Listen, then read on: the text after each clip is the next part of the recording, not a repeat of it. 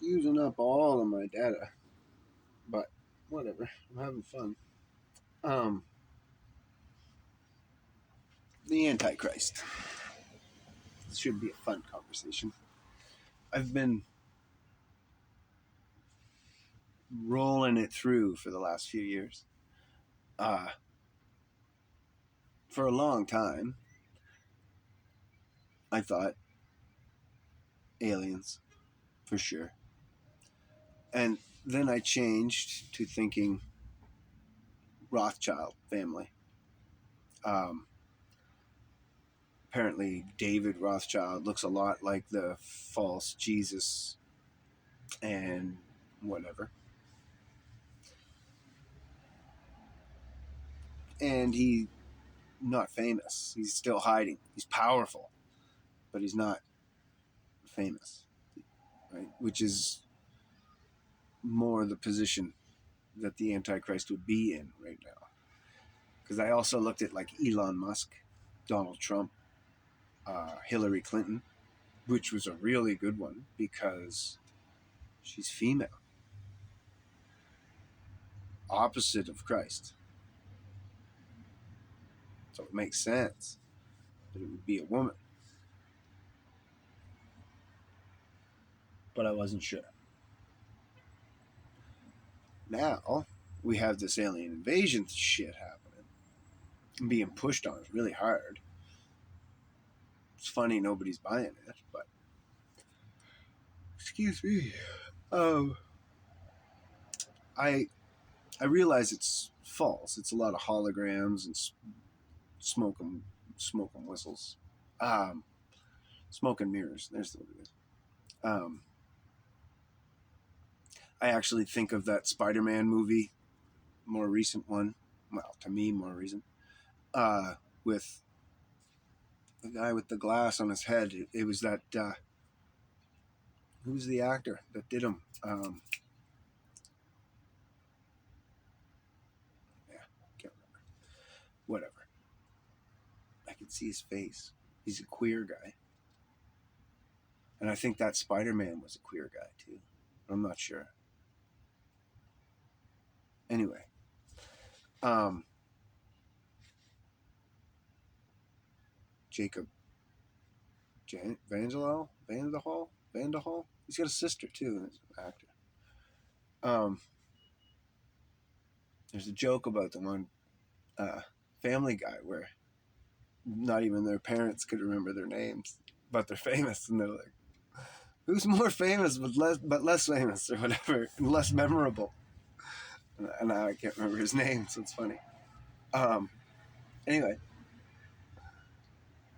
uh, so I think of that movie where he used a whole bunch of drones that all made holographic projections in order to convince people that something was going on that wasn't. And then he used those drones were also military equipped, so they could make, they could shoot explosives and shit. And so they hid themselves, and they made impact, so that it really looked real. Um, and he made himself look like some kind of hero, even though he wasn't. He was all smoke and mirrors. Well, there's your alien invasion. It's all just smoke and mirrors, and it's totally your government. And they have that technology. Now, when it's viewed 10 years from now, 15, 20 years from now, they're going to look at it and say, that's a joke. Who would have fell for that? Like we look at the moon landing now and say, okay, well, that's obvious camera tricks and shit. And that wasn't real. Like, look, this and this, and look at the shadows. Look at this, look at that. It's a studio. Just the way the lighting is and stuff like this, and the way that there's, look underneath the lunar lander. Apparently, used a rocket to land on the moon, but there's no burn mark. There's no crater underneath it where it scorched its way in and cleaned anything. And everything's spotless on it, like it was picked up and just set there. And somebody filmed them getting off, and he was going on, first man on the moon, and Who's filming it? All this. Anyways, there's just so many holes. And it'll be like that to a future generation. But to us, this is going to seem top notch. So far, it doesn't. What did they showed those military pilots? That was like the most convincing, where there was something on their radar for a long time. Something stayed on their radar and they followed it. You don't think that someone could program their radar to show something that wasn't really there and then not report it? Like, get a good reaction out of the pilots and shit, and obviously they don't know. They think it's there. And I don't know how I got off on that tangent. It's not what I wanted to talk about. Antichrist. The aliens. So they're coming. Chances are they're the fallen angels. All evidence points to that. I keep running it through. Antichrist, opposite of Christ. So, yes, female. But what was Christ? He was God and a human, making a hybrid human. So the Antichrist should therefore be the fallen angel and a human woman making a child to be the Antichrist. Probably already born.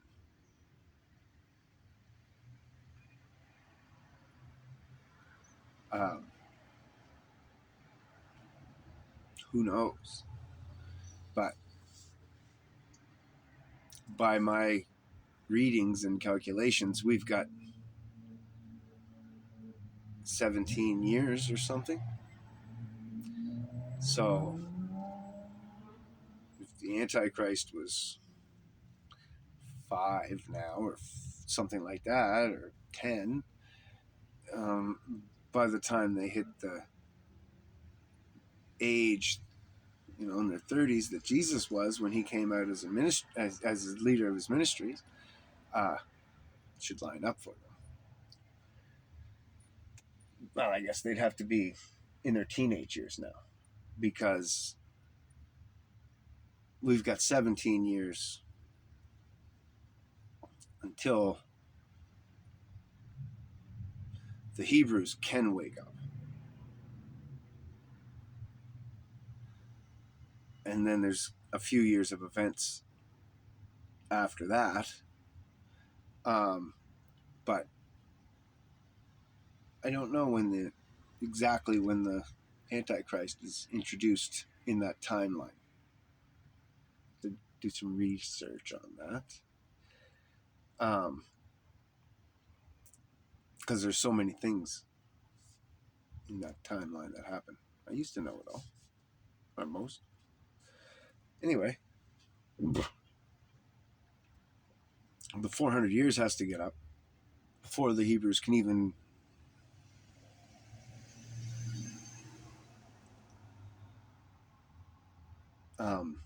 well, not before they can start to wake up, but before they can wake up,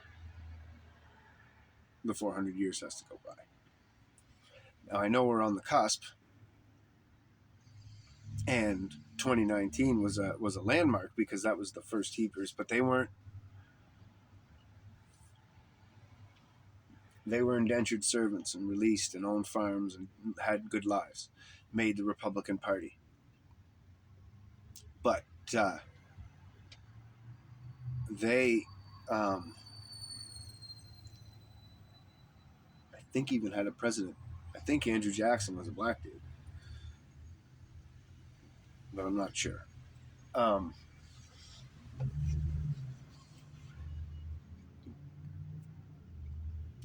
but they were still a landmark in the timeline, and they could, them being here, even though they were a small group, is why there was a small awakening and a huge attack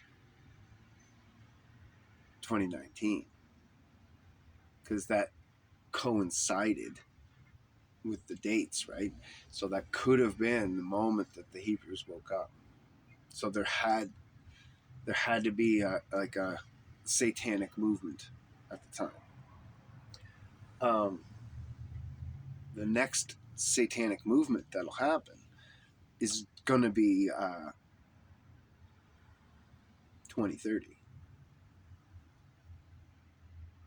and that's a bigger mark because that marks the first slaves, the beginning of his slavery, um, that never was released. But it was the beginning of his indentured servantship. So from 30 to 37, he was actually an indentured servant. So I don't think that that'll be the time for the wake up, but it could be. And the Satanists don't know any more than we do. So guaranteed there's going to be a major something going on right then. And then when that time goes by and it's not the time, that's 2030. See, then you got 2037 that's going to happen. And that's when he ran away from the farm and his indentureship was over. And he had to start into hiding. And he was on the run. And the American government started to hunt him down. So that's an even bigger awakening that's going to happen within the Hebrews, but it's also going to be a movement within the satanic realm in order to stop the Hebrews.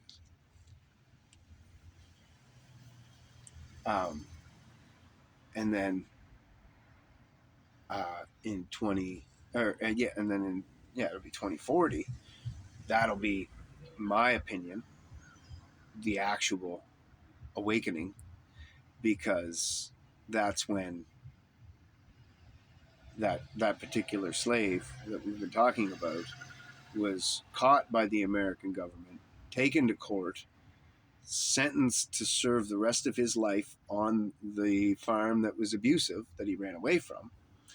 And then the government just started stripping rights of Hebrews all over the country after that. And it set the precedent of slavery, real slavery, not indentured servitude, which, so that you understand indentured servitude, that's an apprenticeship. See, the way we do it today is you work for the company and they train you, and you go to school, like for a carpenter, say, uh, every once a year for 7 years. You go to school and you get a block, it's called, and then you get a raise with that block in your first year, second year, third year, fourth year apprentice, so on and so forth. And then once you hit 7 years, you're actually considered a red seal, and then you have your papers and you can write your own ticket. Um, but just like a doctor or anything else. So back in the day, say I want to be a farmer, well, I go work for Blow Joe's farm. He feeds me, houses me, clothes me, and gives, and then I work for him, and he teaches me the trade.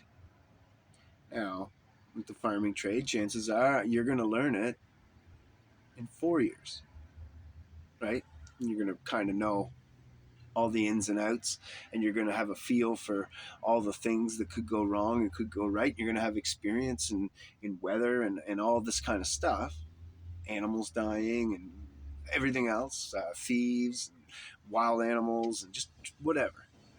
And but then the next 3 years, you're actually paying back your room and your board and the teaching and the schooling and all that stuff by continuing on there. And then when you leave, now you're a skilled farmer, and you can go to a bank and say, I'm a skilled indentured farmer, lend me some money and I'm going to pay you back and make money. I'm going to go make this farm. I'm going to buy that piece of land and I'm going to turn it into a farm, and then I'm going to blah, blah, blah, whatever. The bank says, okay, yeah, sure.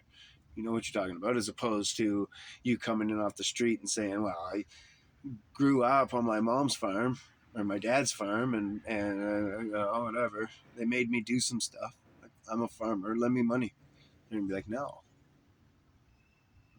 you don't know some stuff. You know a little bit. You're a kid. You were a kid. You've seen a little bit of shit, but you think you know things, but you don't actually know those things.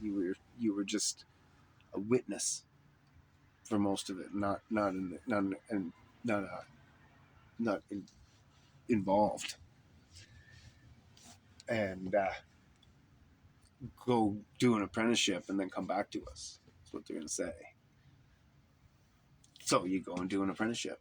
You sign yourself over to Blowjo Farmer. Excuse me. But you've signed a contract to be with him for 7 years. He doesn't own you, but he does. You can't go running away after 2 or whatever. Like, no. You signed a 7-year contract. So you certainly can't get your 4 years in and then go fuck off and get a loan somewhere else. You're a criminal then. Be the same as going to university and leaving halfway through and not paying your debt. You still owe the university for the full year. Even you owe them for the seat, because they could have sold that seat to somebody who was more serious. So you owe them.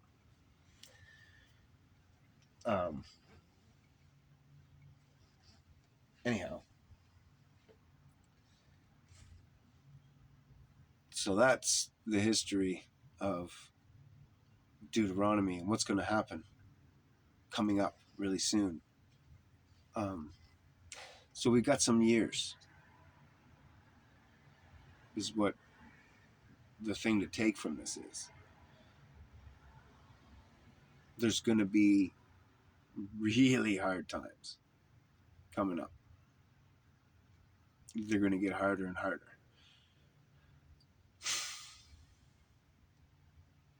But I think there's going to be a small upswing or a plateau of this amount of damage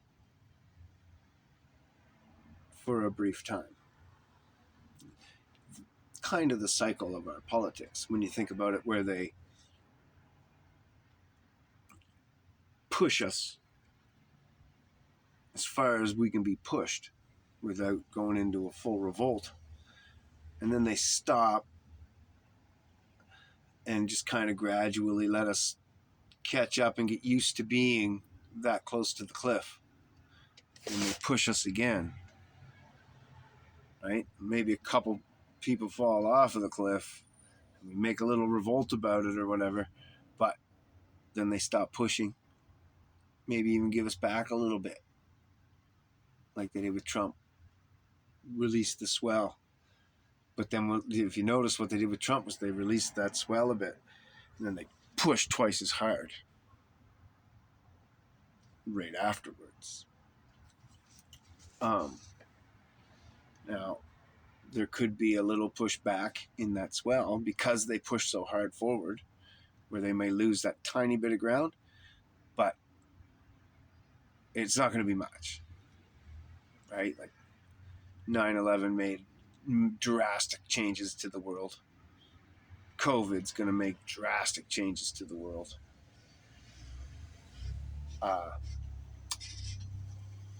But we got some time.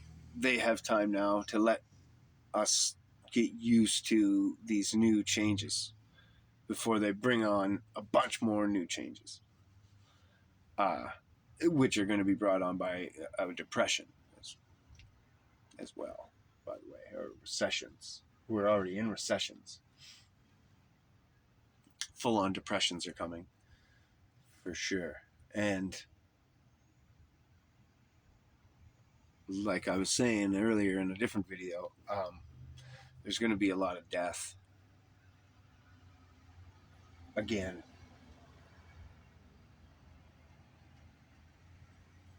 I don't know, more dramatic?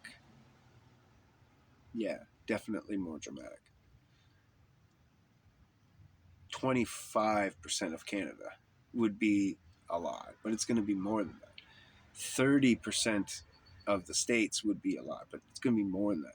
Think about 25%, that's a quarter. That's one of every 4 people that you know in your country. Now, granted, it might not be any of the 4 people you know. It could be all 4 of the people somebody else knows. Location, whatever. A lot of different things. Who knows? But those are huge numbers. 1 in 4.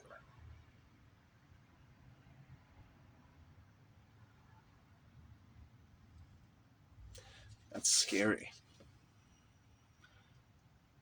So, say you know 40 people. 10 of them are about to potentially die young.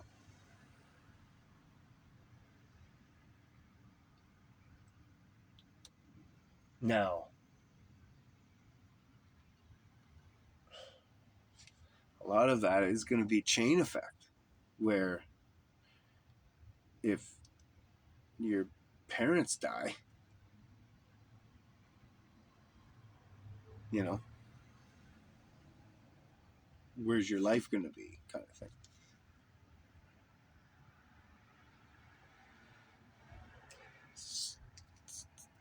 Scary thing to think that the goal of Davos is to cut more than 25% of Canada's population in the next 2 years, and more than 30% of America's population in the next 2 years.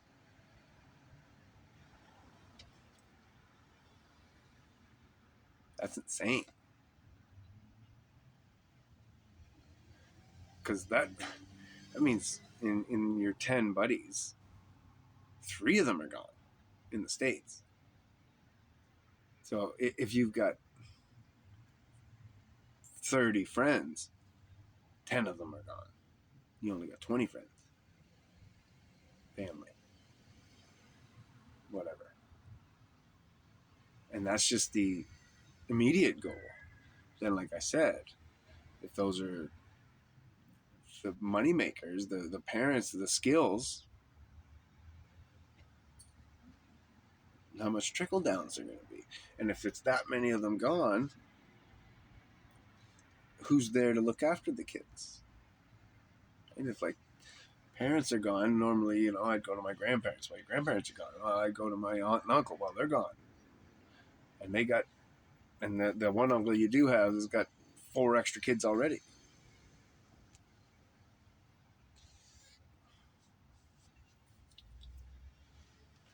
And then the Epstein Island people pop up and say, well, we'll take all them kids. Don't you worry one little bit. We'll look after them. It won't be anybody's problem.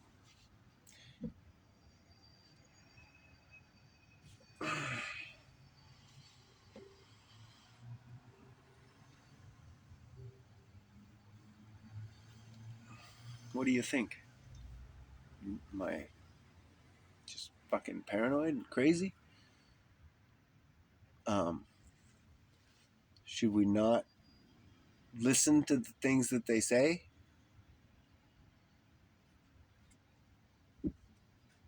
Should we go back in time and look through past goals and see if they've accomplished them? I think we should. I think that'd be a good investigation. Big time. Anyway, God bless. Have a good day.